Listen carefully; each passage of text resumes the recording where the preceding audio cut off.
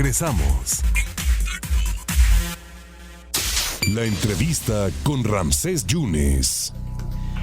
El admiradísimo doctor Bernardo Barranco estuvo en la capital del estado, estuvo en Jalapa, estuvo en una conferencia que se llama, o el foro, El papel de la religión en el contexto de la violencia en Veracruz. Doctor, gracias por la oportunidad de platicar con el auditorio del 97.7 y del 101.1. Muchas gracias, ¿eh? ¿Qué tal? Buenas tardes, ¿cómo está? ¿Cómo ve usted el papel entonces de la religión en este contexto de la violencia, sobre todo en Veracruz, doctor?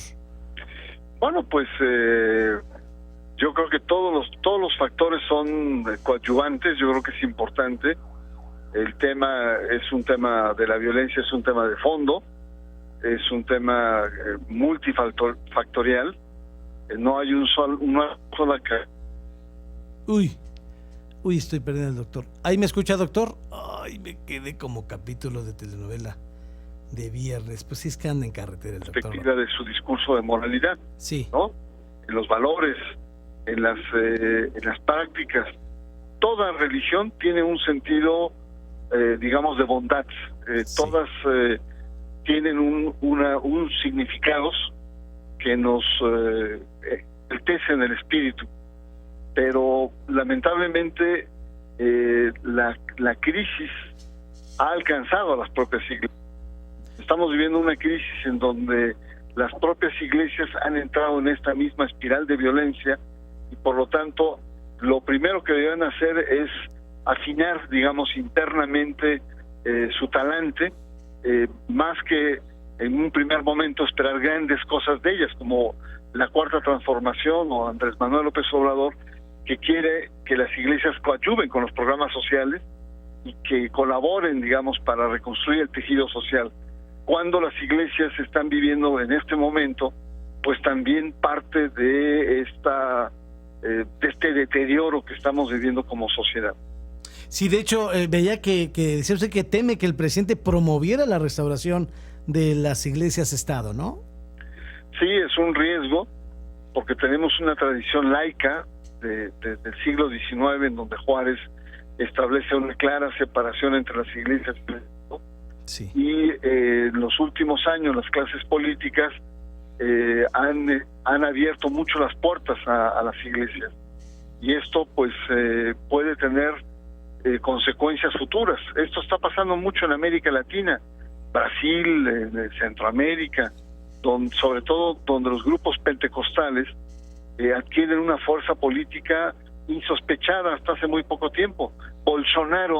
Jair Bolsonaro sería la expresión de este ascenso político de los movimientos religiosos pentecostales, que hay que decirlo con toda claridad y sin afán de menospreciar, pero son muy conservadores. Algunos de ellos son fundamentalistas.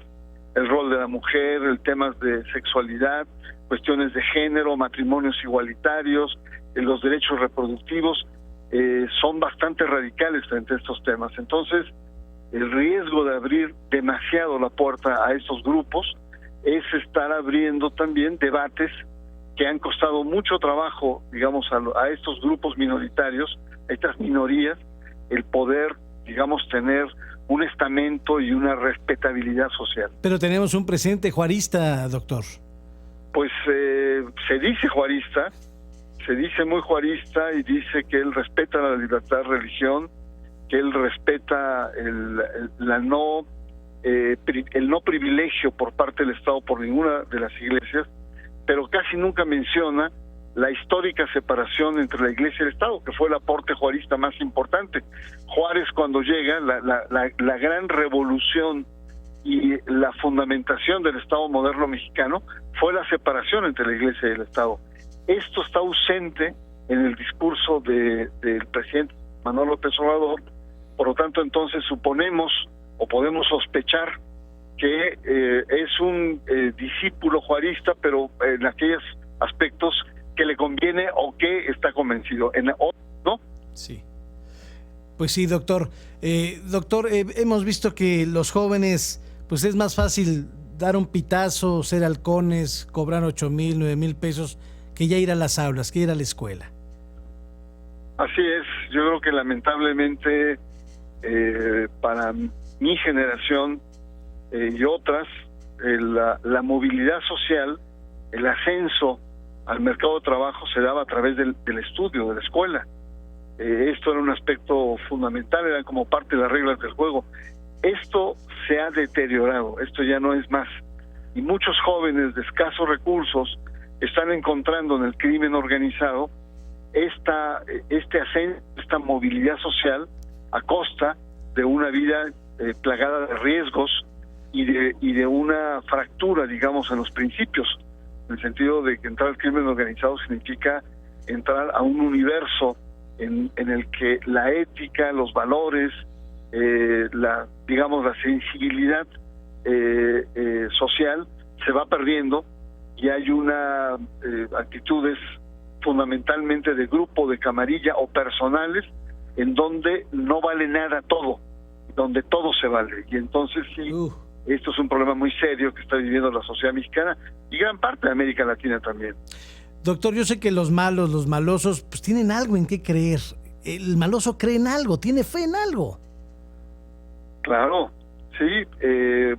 Incluso están algunos cultos, son cultos, están hechos ad hoc para el mundo del crimen organizado. Está el culto a Malverde, por ejemplo, que es uno de ellos. Hay otros más que podemos ir hasta los satanismos, pero hay un fenómeno que es particularmente fascinante, que es el de la Santa Muerte. Sí, la Santa Muerte es un culto en el cual es una herejía. Se adopta, rasgos de la Virgen de Guadalupe, pero desde la imagen cadavérica hay una violencia muy fuerte, ¿no? Y hay una violencia estética muy importante ahí.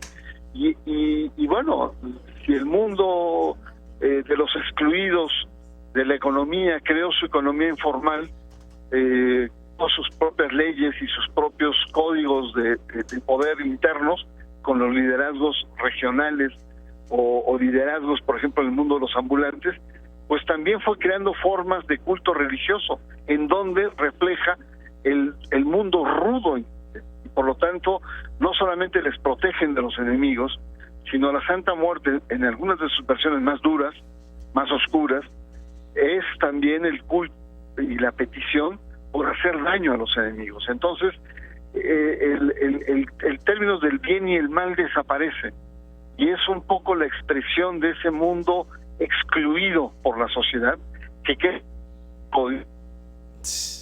Uy, ahí creo que hemos perdido al doctor Barranco. Doctor, ¿ahí me escucha usted? Que, pues sí, es un tema pues muy importante. Claro. En el análisis del comportamiento del ser humano.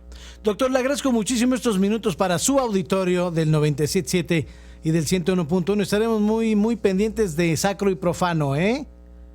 Pues muy bien, muchas gracias.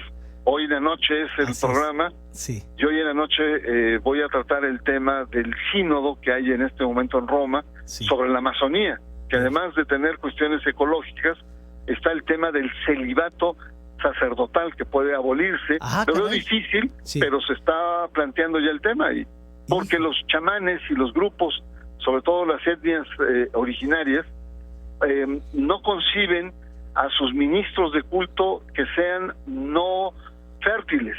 Claro. Es decir, son conductores entre el mundo espiritual y el mundo material, y por lo tanto la fertilidad es algo muy importante, y es uno de los temas que en este momento en Roma se están discutiendo. Gracias por su generosidad, doctor. Gracias.